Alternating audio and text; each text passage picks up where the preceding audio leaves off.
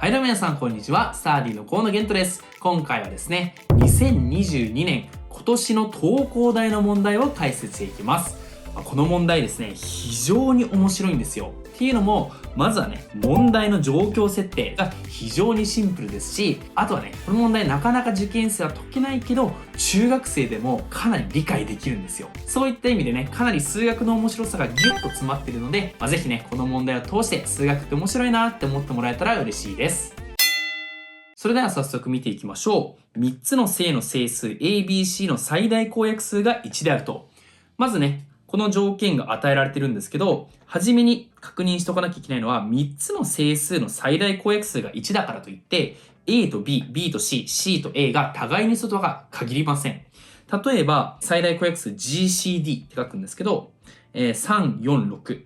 この3つの数の最大公約数って言ったら、当然1ですよね。同時に割り切るものはない。だからといって、3と6みたいな感じで、その2つを選んであげた場合も、それらがね、最大公約数1、互いに素であるとは限らないわけですよ。これには注意しましょう。ではね、まず求めていきたいのが、括弧1番。A プラス B プラス C、AB プラス BC プラス CA、ABC の最大公約数は1であることを示せと。このね、3つ、基本対称式の最大公約数ですよね。この最大公約数が1であるっていうことを示すのって結構難しいんですよ。じゃあどうするかって言ったら、1じゃないね。何かしらの素数でね、それぞれ全て割り切れるっていうふうに仮定して配理法で示していくと。すなわち、この3つの数の最大公約数が1じゃないと仮定しますと。だから、最大公約数、1じゃないわけだから、例えば G みたいに置けるわけなんですけど、ここでね、考え方が2つあります。まず1つ目が、最大公約数 G っていうのは式で表したいわけですよね。数学だから。これね、G なんだったら、A プラス B プラス C、AB プラス BC プラス CA、ABC 全部 GK、GL、GM という風に置けるよねと。こういうね、考え方がありますね。これ G は最大公約数なので、このことから、K と L と M の最大公約数が1であることが言えるわけです。一方でもう一つね、考え方があって、この A プラス B プラス C、AB プラス BC プラス CA、ABC は最大公約数が1じゃないってことは、何かしらの素数を共通因数に持つよねと。これは最大公約数と一致するとは限らない。けど、P をこういう風に出してあげることによって、K と L と M が最大公約数1であるとは限らないけど、これによって P が素数っていう条件が使えるようになるんですね。今回、どっちの方が条件としてあると嬉しいかなって考えてほしいんですよ。で、この時、3つの数の最大公約数が1って実は嬉しくないんですね。っていうのも、先ほどね、3、4、6の最大公約数は1。だけど、3と6はね、互いに素とは限らないって言ったわけじゃないですか。なので、3つの数が最大公約数。もちろん、この一番下のね、式がなければ、K と L が互いに素っていう風に言えて、そこからね、話を広げることはね、できるんですけど、K と L が互いに素とは限らないんですね。3つの場合は。ということで、今回は、この丸2の考え方を使う方がいいわけなんですね。そうすると、ここからはね、トントン拍子でね、話が進んで、A、B、C、3つかけて P の倍数ですと。で、今、P が素数っていう条件を使えるわけだから、この結果 A か B か C が P の倍数になるんですよ。これ対称性より A を P の倍数としても対称性を失わないですね。はい、A が P の倍数ということが分かったので、残りの式にね、ついて考えてみましょう。そうすると、A が P の倍数だから B たす C も P の倍数になりますよね。P の倍数たす B たす C が P の倍数なわけだから、このことから B プラス C は P の倍数になるし、しかも、このね、第2式から BC も P の倍数になります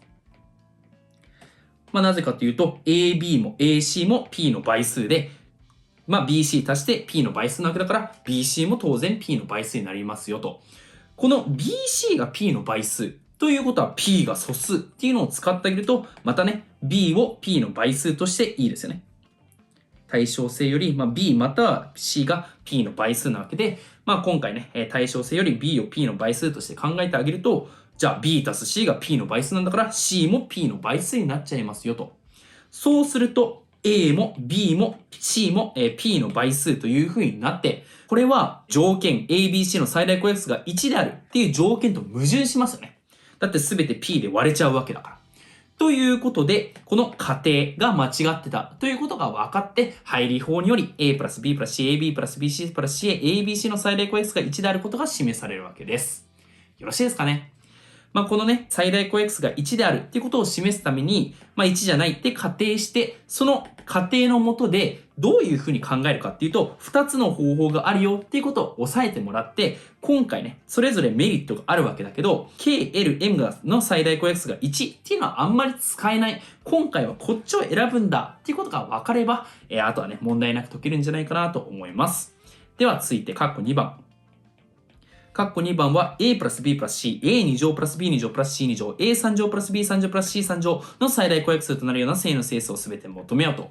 この問題も非常にね、問題自体はシンプルですよね。で、明らかに括弧1番使ってくれっていうのは伝わりますね。なので、使ってあげましょう。だから、すべて対称式で表していきたい。で、A プラス B プラス C はそのまんま。で、A2 乗プラス B2 乗プラス C2 乗。これはね、もう定番ですね。A プラス B プラス C の2乗。マイナス2倍の AB プラス BC プラス CA と。で、3乗についてなんですけど、これはもうね、パターンがあるんですよ。これにマイナス 3ABC っていうのを考えたやつっていうのが A プラス B プラス C でくくることができて、中身がこのように変形できると。もちろんね、A2 乗プラス B2 乗プラス C2 乗っていうのは対称式で、これで表すことができるので、全体として、マイナス 3ABC を移項してあげると、こっちにプラス 3ABC が来ますよっていうことが言えるわけですね。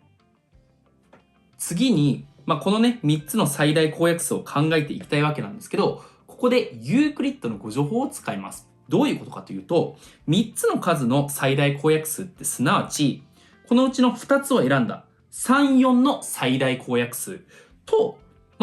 6の最大公約数を考えてあげるのと一緒なわけなんですね。あるいは3、4の最大公約数と3、6の最大公約数の最大公約数を考えるのと一緒と。このようにね、2つ選んであげて、そこで3も4も割り切ることができる最も大きい数と6の頂上決戦を考えていく。こういったね、考え方ができるわけですよ。それをね、なぜ出したかというと、今回 A プラス B プラス C と A2 乗プラス B2 乗プラス C2 乗の最大公約数を考えることによって、この A プラス B プラス C の部分を無視できるわけですよね。だから、すなわち A2 乗プラス B2 乗プラス C2 乗っていうのを、このように変形することによって、A プラス B プラス C でどんどん引いていくと、残り 2AB プラス BC プラス CA の部分が残るんだっていうふうに言えるわけなんですよ。このように、カッコ1をね、うまく使っていきたいって考えると、この発想が自然かなと。で、同じように A3 乗プラス B3 乗プラス C3 乗のこの形を見たら、A プラス B プラス C ね、ここに出てきてるわけだから、この A プラス B プラス C との最大公約数を考えてあげると。そうすると、結果として、このね、マイナス 3ABC は移項したわけだから、A プラス B プラス C と 3ABC の最大公約数に変形することができると。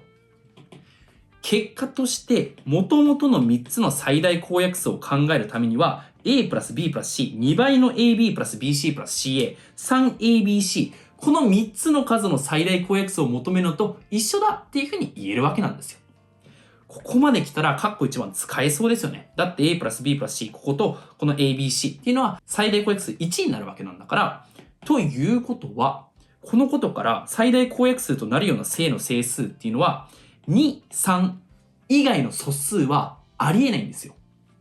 どういうことかというと、ね、ここの2と3が出てきてるっていう時点で2と3が特別なんだろうなって思ってほしいんだけど、例えば、公約数に5が含まれるとしましょう。これは例ですよ。そうすると、A プラス B プラス C は5の倍数。で、2倍の AB たす BC たす CA も5の倍数なんだけど、2と5は互いにそうだから、AB プラス BC たす CA の方が5の倍数ですよね。同様に 3ABC も5の倍数だけど、ABC が5の倍数っていう結論を導いちゃうので、結局すべて5の倍数だから、あれカッコ1番と矛盾するじゃんってなるわけですよ。これ同様に2と3以外の素数 P ね。2と3以外の素数 p については全く同じ議論ができるわけ。全部 p の倍数になっちゃって括弧1と矛盾するよね。よって公約数として考えられる素数っていうのは2か3以外ありえないんですよ。裏を返すと最大公約数となり得るもの。最大公約数の候補は1、2、3、6の4つに絞られるわけですね。もし1になるか分かんないけど、なるとしたら1、2、3、6の4つに絞られると。じゃあ、あとはこの中で正の整数ね、実際に最大公約数になるものを選んでいきたいんだけど、ここでね、止まってしまってはダメです。もうここまで来たなら、この4つ、ね、候補としてあり得るなって思ったら、まずは実験してみましょう。ね、3つの数の最大公約数が1なわけだから、例えば A、B、C が1、1、1の場合、この条件満たしますよね。そうすると、A プラス B プラス C、それぞれね、X、Y、Z って置いてあげると、X、Y、Z っていうのは、計算したら3、3、3ですね。全部1たす1たす1だから。っていう風になって、GCD、最大公約数としては3っていうのは含まれるんだと。ね、最大公約数は3になるなっていうことがわかるわけですよ。じゃあ、あとは、112の場合どうかなっていうふうに考えたら、X、Y、Z それぞれ求めてあげましょう。全部足したら4。で、この2乗和は6。で、3乗和は10ということがわかるので、この最大公約数は2ですね。ということで、最大公約数の候補のうち2も OK。じゃあ続いて、113。A、B、C が113の場合はって言ったら、これ実はね、X を求めて3つ足したら5の時点でもう GCD1 確定なんですよね。実際にね、求めてあげると、5と2乗和と3乗和、29というふうになって、最大公約数1なんだけど、X が5の時点で、ね、最大公約数1、2、3、6も X 割り切らなきゃいけないわけだから、この中だったら1しかないよねっていうふうに言えるわけですね。この1も最大公約数の候補として OK。6はどうかなって思ったら、114にかけてみましょう。なぜかというと、X ね、計算してあげると、足したら6になるからね。これどうかなって確かめると、6、18と3乗が66という風になって、これ最大公約数6だと。で、無事、1、2、3、6すべての場合を見つけることができたわけだから、じゃあ最大公約数となる正の整数はって言ったら、1、2、3、6の4つになるわけです。よろしいですかね。